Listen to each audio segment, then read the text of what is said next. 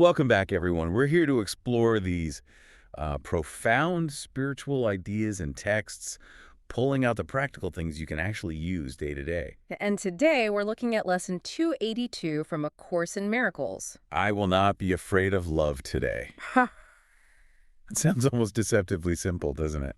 It does, but the Course often uses these simple statements to reveal something quite deep about how we operate. And this one, I mean, it's a bit of a truth bomb. If you could actually do this, truly not be afraid of love. Think about it. So much of our drama, our anxieties, our conflicts, they stem from this underlying resistance to love, even if we don't call it that. Right. The ego is subtle. It doesn't always scream, I hate love. No, it's much sneakier. It often disguises the fear. It might whisper that complete love is naive or dangerous, or that you have to earn it first or protect yourself from it. So it maintains this slight, constant fear, just enough to keep us separate. Keeps us believing that our separate identity, defined by fear and limits, is safer than the boundlessness of love. Okay, so that's our mission for this discussion. What does it really mean practically to stop being afraid of what we fundamentally are? To stop resisting that love? And as always, we love hearing how this lands for you. Your experiences are part of this exploration. Absolutely. Share your thoughts, your moments of clarity, or even your struggles with this. The email is acim@theworldharmonyproject.org. That's ACIM@theworldharmonyproject.org. We genuinely read every email. All right, let's dive into the lesson itself. We'll read it verbatim first. Lesson 282, I will not be afraid of love today. If I could realize but this today, salvation would be reached for all the world. This, the decision not to be insane and to accept myself as God himself, my Father and my source, created me. This, the determination not to be asleep in dreams of death, while truth remains forever living in the joy of love. And his, the choice to recognize the self whom God created as the Son he loved and who remains my one identity. Father, your name is love, and so is mine. Such is the truth. And can the truth be changed by merely giving it another name? The name of fear is simply a mistake. Let me not be afraid of truth today. That first line always hits hard. If I could realize but this today, salvation would be reached for all the world. It cuts through all the complexity we build around salvation, doesn't it? All the striving, the hoops we think we have to jump through. Completely. The Course keeps pointing back to this radical simplicity. Salvation isn't about becoming worthy or fixing ourselves through immense effort. It's simpler. It's about dropping the defense. That one core defense against recognizing the love that's already here already is us. And the challenge isn't the complexity of the idea, it's noticing how deeply ingrained that defense is. How quietly, subtly we resist love in countless ways every day. Like a background hum of not safe yet or not good enough yet. And all the rules we make for life, for happiness, for relationships, they're often built on that foundation of needing to defend against something. But if salvation is just this one realization that we are love and therefore safe, then that whole defensive structure becomes unnecessary. And the Course is so gentle with us about this. It knows we're scared, defensive, lost in the ego's story. That's where the Holy Spirit comes in, not as a judge, but as, well, a translator. Exactly. The Holy Spirit's role is reinterpretation.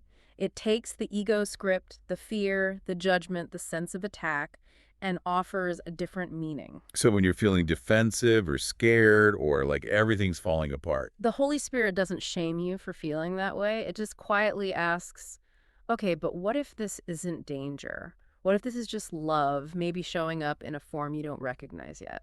what if this feeling is actually love trying to get your attention, but your fear is twisting the message? It's like having this perfect translator inside, fluent in both languages, fluent in the ego's fear, talk, scarcity, guilt, attack, defense. And completely fluent in the language of truth, which is just boundless, uncomplicated love.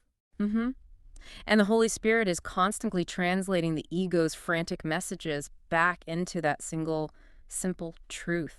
I find the contrast in their voices so striking. The ego is always shouting, isn't it? Yeah. It's urgent, demanding immediate action based on fear. Oh, absolutely. Everything's falling apart. You have to fix this NW. This person is a threat.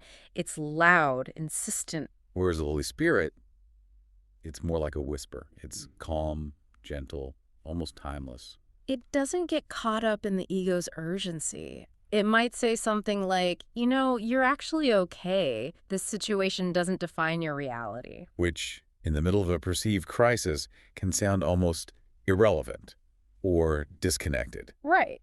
Because the ego insists the problem is the only reality. Trusting that quiet whisper over the loud panic, especially when the panic seems logical, that's the practice. It really is. I went through this quite intensely with a family member, someone I love very much, but who is, let's say, enthusiastic about spending money he doesn't have. Ah, okay. A familiar pattern for many. Yeah.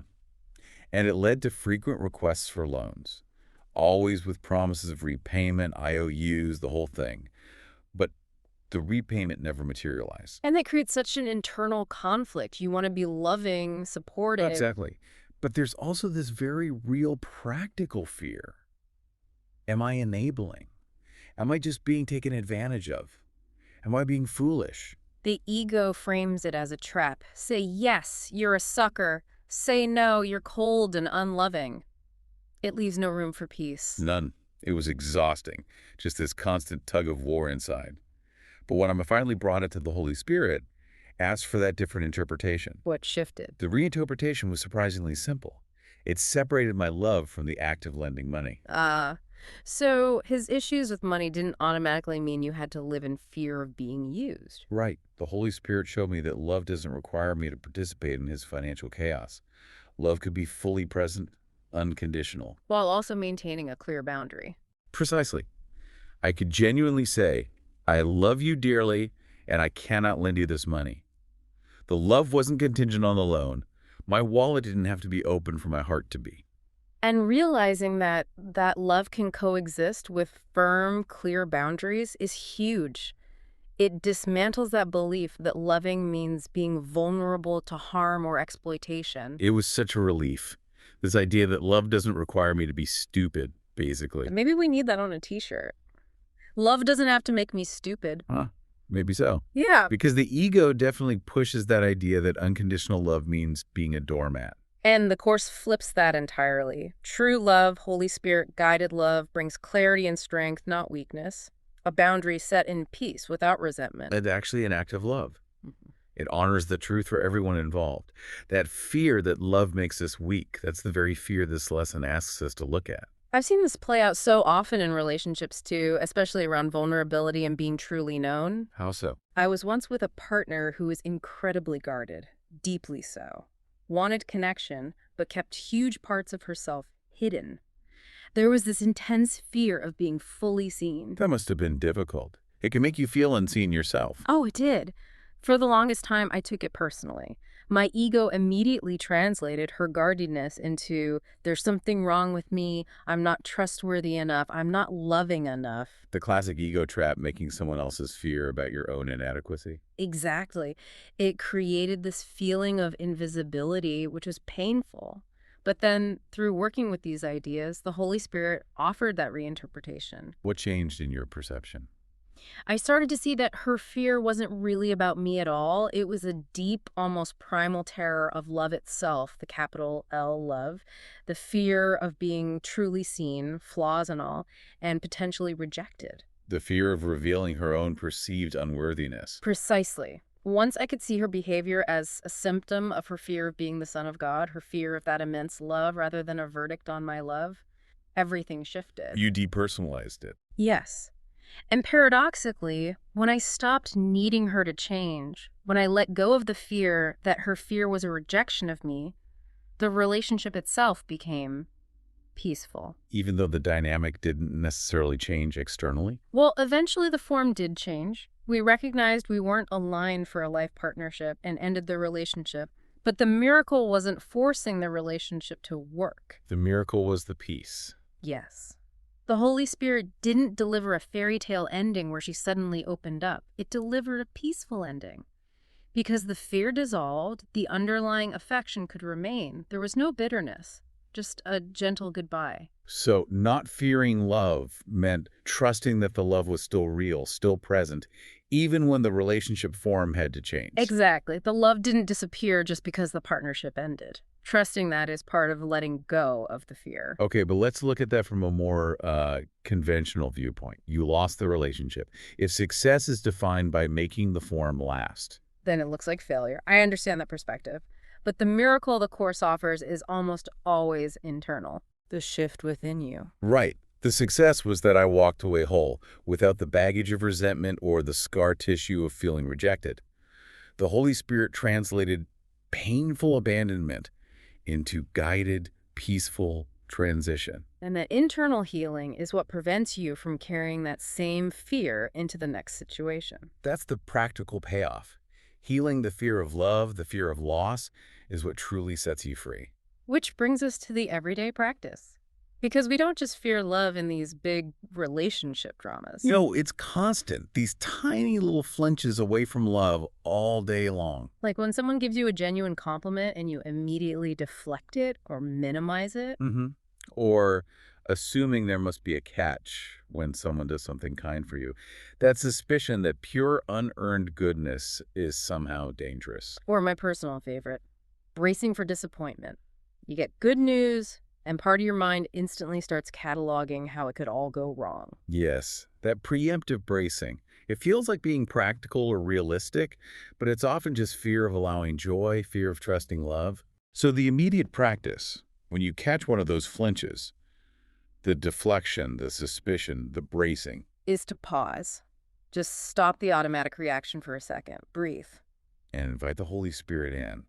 Help me see this differently. Help me not be afraid of truth today. Just that simple invitation shifts the energy. It's almost funny sometimes when you step back how overdramatic the ego's fearful scenarios are. Oh, completely. I remember being terrified of automating parts of my business. My ego spun this narrative that hiring help meant losing total control, risking everything. The fear screamed, danger, independence lost. Right. The reality, I needed a better spreadsheet and maybe a part-time assistant for a few hours a week.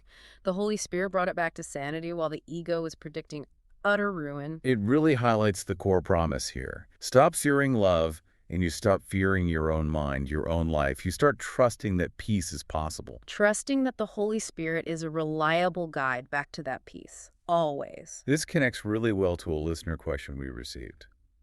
It gets right to the heart of applying this in daily life. Oh, good. Let's hear it. Okay, the listener writes, I've been working hard on improving myself, being more organized, eating more healthfully, that kind of thing. I feel like these are important things to work on. How do I balance that with loving myself unconditionally as God created me? Ah, yes. That tension is so common. The world screams, improve yourself to become worthy. Get organized, get fit, get productive. Then you can love yourself.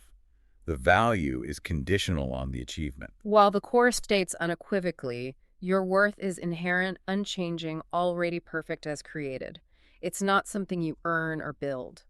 So how do you reconcile that? Can you work on organizing your desk or eating salads and accept yourself unconditionally? Absolutely. The key isn't what you're doing. It's the motivation behind it. It's the why. Okay, unpack that.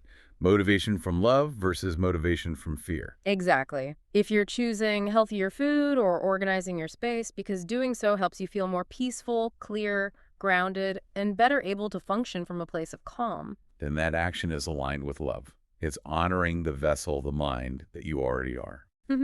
But if you're doing those same actions, eating the salad, cleaning the desk, because you're driven by self-criticism. I'm so lazy, I need to fix this. I'm overweight, I have to punish myself with diet. Then the action, even if it looks healthy on the surface, is actually reinforcing the fear.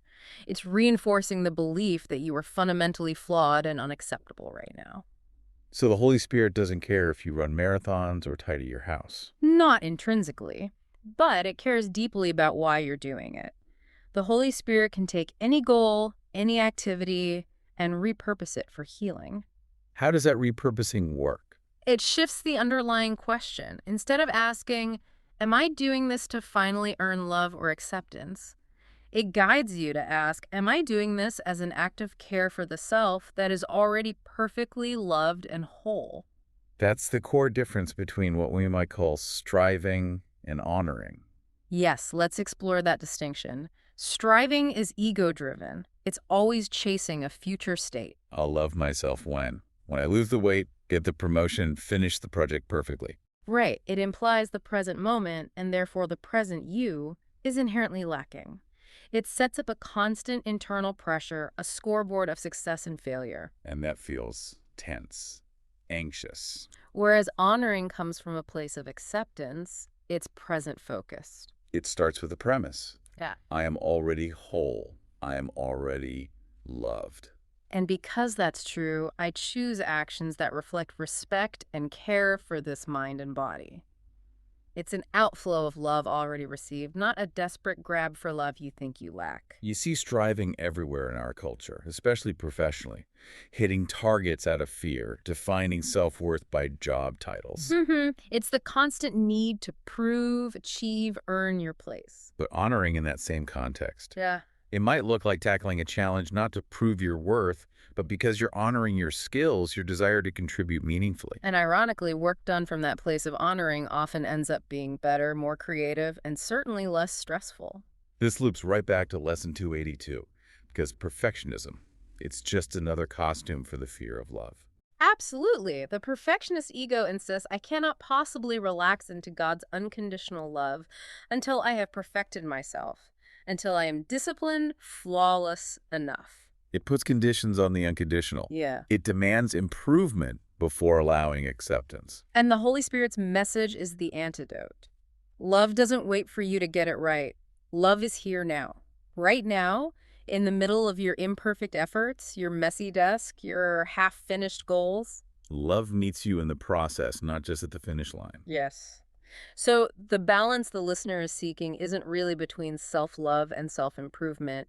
It's between fear-driven striving and love-guided purpose. When love guides the purpose, improvement becomes an expression of joy, not a frantic attempt to forfeit a perceived flaw. Making a healthy meal becomes communion, not correction. Tidying your space becomes creating peace, not fighting chaos. Okay, let's get even more practical then. How do you feel the difference between ego-driven correction and Holy Spirit-guided communion in the moment?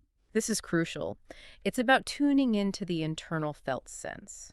For me, this became clearest around food and body image, areas where correction energy is often intense. What did correction feel like? It felt like punishment, tightness in my body.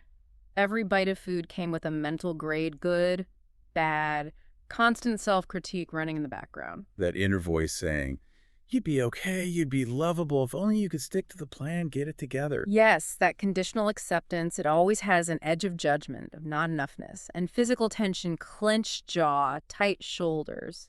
Correction is fundamentally focused on finding and fixing a flaw to earn worthiness. Okay, so contrast that with communion. What does that feel like in the same context, say, around food? Communion feels relaxed, Yeah. open. There's a sense of gratitude, not obligation. When I approach food from communion, I'm present with it. Actually tasting it, appreciating it. Yes. There's no internal scoreboard, no guilt calculating calories or judging choices.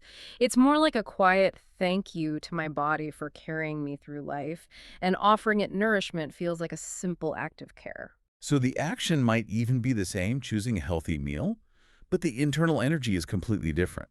One is rooted in self-attack, the other in self-acceptance. Precisely. The shift from correction to communion can happen instantly, just by changing the internal intention, the energy behind the choice. And the real test, perhaps, is applying communion even to choices the world might label bad or unhealthy. That's a great point. If I choose, say, a slice of pizza from a place of correction, it feels illicit, secretive, Yeah. like I'm breaking a rule, failing. Cue the guilt spiral. I blew it again. I have no discipline. Self-attack disguised as taking responsibility. But if I choose that same slice of pizza from communion, maybe I'm celebrating or simply honoring a craving without judgment. The experience is peaceful. You enjoy it, fully present, no mental drama. Exactly. There's no rebellion, no self-flagellation afterward. The energy is warm, honest. It highlights that the problem isn't the pizza. It's the guilt, the shame, the self-attack that defines the correction mindset. This lies far beyond food, obviously. Think about spiritual practice itself. Oh, definitely. Correction drives the spiritual perfectionist forcing meditation, reading texts out of obligation, fearing divine punishment for missing a service. That sense of, I have to do this spiritual stuff perfectly to achieve peace or earn God's favor. Whereas communion approaches practice from desire, from joining. You meditate because it brings stillness. You read because you genuinely want the understanding. It feels like coming home, not climbing a ladder. Or in our work lives. Mm. Correction is that frantic, anxiety-fueled pace before a deadline, staying late, exhausted, resentful, but telling yourself it's necessary striving. It often feels like you're desperately trying to hide some perceived inadequacy behind sheer effort. While communion would approach that same deadline with focused intention, but also honoring limits, prioritizing clarity over burnout. Working diligently because you value your contribution, knowing your best effort is enough regardless of outcome. It's about honesty and sustainability, not hiding and franticness. So it boils down to this. Correction says, I'll love myself once I do better, once I meet the standard. And communion says, I love myself now, so I will listen to what peace guides me to do. Even in deciding whether to rest or push through. Skipping the gym out of self-judgment and hopelessness, that's correction, a surrender to fear. But choosing rest because your body is genuinely tired and you're peacefully honoring that need, that's communion.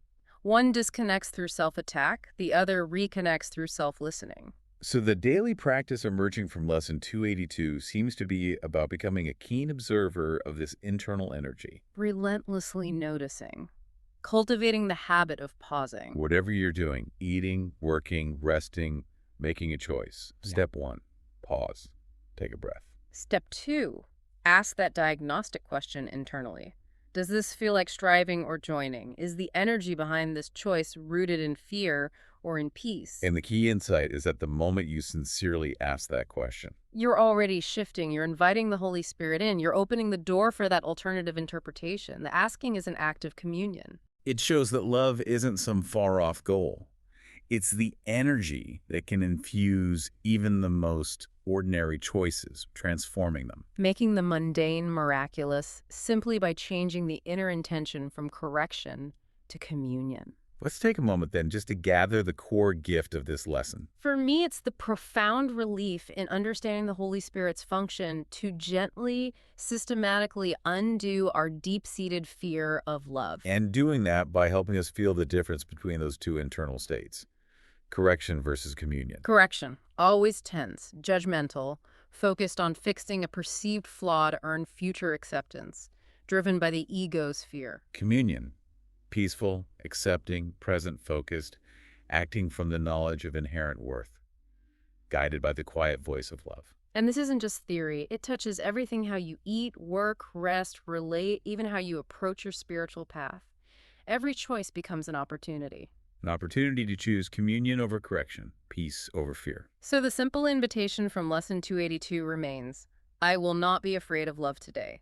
Let that refusal guide the small things. Watch how choosing communion in the ordinary moments begins to reshape your entire experience.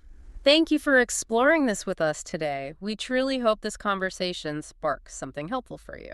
And please, share those sparks with us. If you're noticing the shift from correction to communion, or if questions arise, email us. The address again is ACIM@theworldharmonyproject.org. You can also find clips and continue the conversation with us and the community on TikTok. Our handle is @theworldharmonyproject. As you go about your day, hold this close. Love isn't something you need to strive for or achieve. It's not waiting for you at the finish line. It's the truth of who you already are right now. We'll see you soon.